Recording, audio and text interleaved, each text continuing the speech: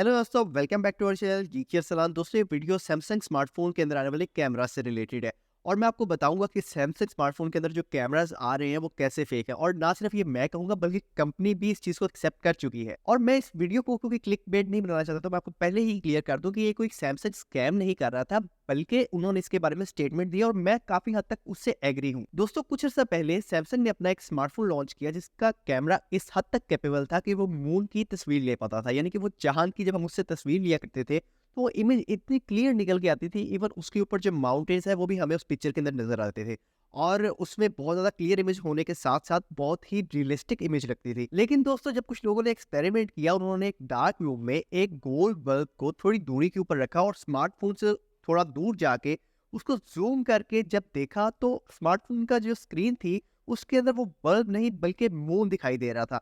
और ये हुआ क्यों और इसके पीछे क्या रीजन है वो तो मैं आपको बताता हूँ। लेकिन जैसे ही ये सब कुछ हुआ तो एक नई कंट्रोवर्सी शुरू हो गई और लोगों ने कहना शुरू कर दिया कि स्मार्टफोन्स जो सैमसंग बनाता है उसके जो कैमरास हैं वो बेसिकली स्कैम करते हैं, वो आम से किसी गोल चीज को जो है वो मून दिखा रहे हैं। लेकिन दोस्तों, ऐसा नहीं था।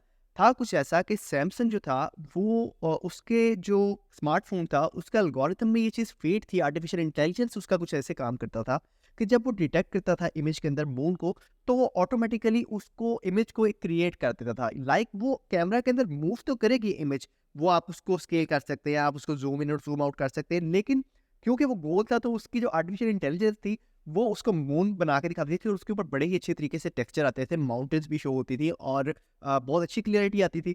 और कुछ लोग तो इससे खुश थे कि अच्छी क्वालिटी मिल रही है, लेकिन कुछ लोग इसे स्कैम करने लगे। उन्हें कहने लगे कि यार ये तो एक फेक चीज़ है, कि जब वो चीज़ एग्जिस्ट ही नहीं कर रही तो हमारा स्मार्टफोन उसे क्यों दिखा रहा है। तो उसके ऊपर सैमसंग कंपनी का स्टांस सामने आ चुका है और सैमसंग कंपनी ने कहा है कि there is no such thing as a real picture. अब इस स्टेटमेंट के बाद और ज्यादा कंट्रोवर्सी स्टार्ट हो चुकी है।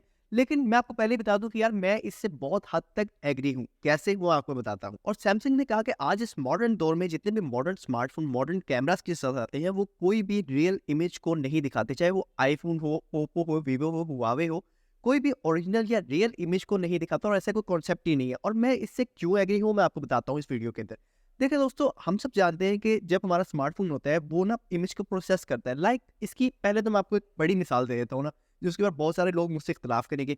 आप एक डीएसएलआर लें और या मिररलेस कैमरा लें, उस पे एक अच्छा सा 2-3 लाख का लेंस लगाएँ और उसको ऑटो पे चलाएँ और एक स्मार्टफ़ोन लें और उससे आप पिक्चर क्लिक कर लें। लाइक सैमसंग का जो लेटेस्ट फ्लैगशिप सीरीज़ है या आईफ़ोन 15 प्रो मैक्स है, तो कोई भी जो फर्स्ट टाइम देखेगा वो यही कहेगा कि यार आईफ़ोन ने अच्छा रिज़ल्ट निकाला है या सैमसंग ने या उस कंपनी के जो स्मार्टफ़ोन है उसने अच्छा रिज़ल्ट निकाला है।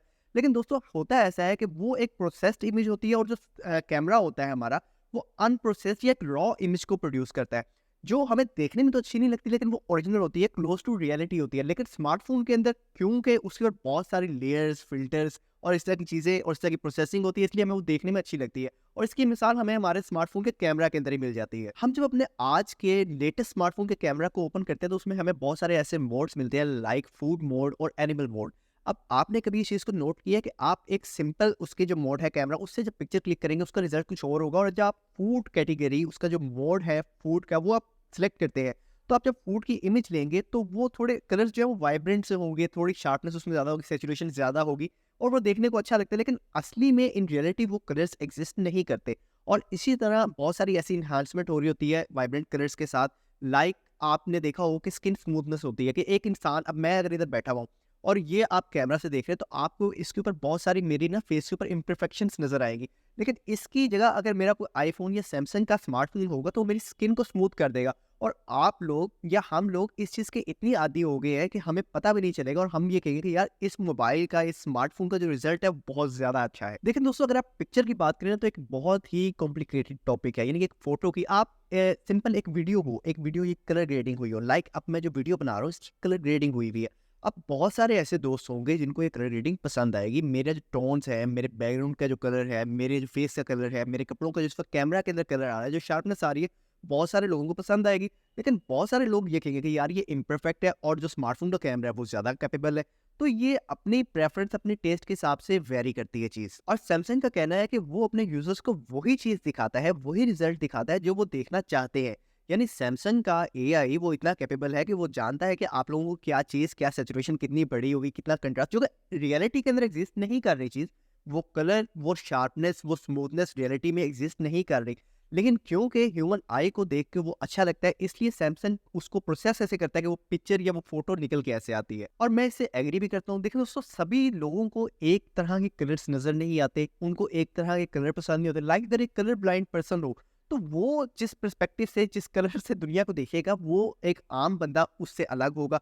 या अगर आप इस चीज़ को छोड़ ही दें और आप अगर बात करें रियलिटी की, तो देखिए दोस्तों, आईएसओ क्या रियल है? हम अपने आईएसओ को इंक्रीज़ करके, जो लोग वीडियोग्राफ़ी के अंदर है या फ़ोटोग्राफ़ी के अंदर है, वो जानते हैं कि आईएसओ भी रियल नहीं है। और जो एपर्चर से हमारा बैकग्राउंड एपर्चर जो हम लो करके बैकग्राउंड बोके इफ़ेक्ट लेते हैं, बैकग्राउंड ब्लर करते हैं, क्या वो रियल है? इवन नाइट मोड क्या रियल है? आप अगर अंधेरे के अंदर, खुद नहीं मैं देख सकता, ह्यूमन आई कैपेबल नहीं है कि वो उस डार्क कंडीशन के अंदर एक सब्जेक्ट को देख सके। और हमारे स्मार्टफ़ोन के कैमरा के अंदर जब हम नाइट मोड को ऑन करते हैं, तो हमें बहुत ही ज़्यादा क्लियर और ब्राइट इमेज दिखाता है। तो देखिए दोस्तों, रियल तो वो भी नहीं है। तो ये एक पर्सन टू पर्सन टेस्ट जो है ये वेरी करता है, और इसमें कोई गलत बात नहीं है। और मेरे ख्याल से जो सैमसंग का स्टांस है, उस बारे में करेक्ट है। अब आप नीचे कमेंट सेक्शन के अंदर मुझे ज़रूर बताइएगा कि आपको क्या लगता है कि सैमसंग की जो स्टेटमेंट है, जो सैमसंग का स्टांस है, ये सही है या गलत है?